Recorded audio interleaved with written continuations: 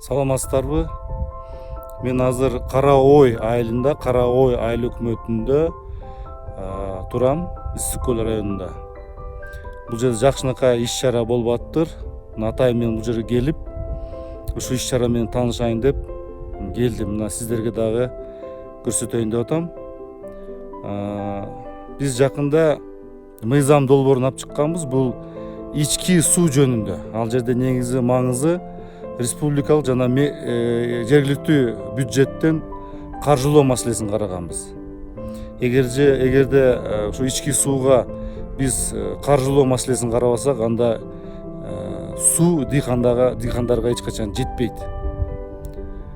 Мына ошон үчүн бул иш-чара абдан жакшы болуп атыптыр. Мына сиздерге азыр көрсөтөм. Тиги жактан белдин астынан суу чогултуп, мына бул жерге ушул Кара Ой айылына ушу канал менен айылга барат экен.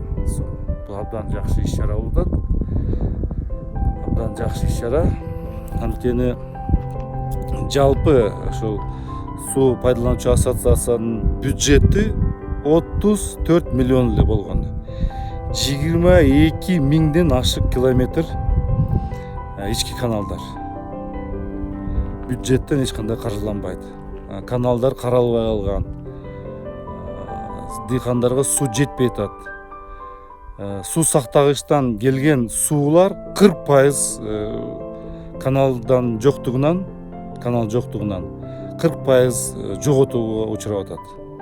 Ошон үчүн каржылоо маселени карап чыгыш керек. Ички каналдарды карап, ички сууну дыйкандарга жеткизип, ушунда айыл чарба багытында жыйынтык болот деп эсептейм.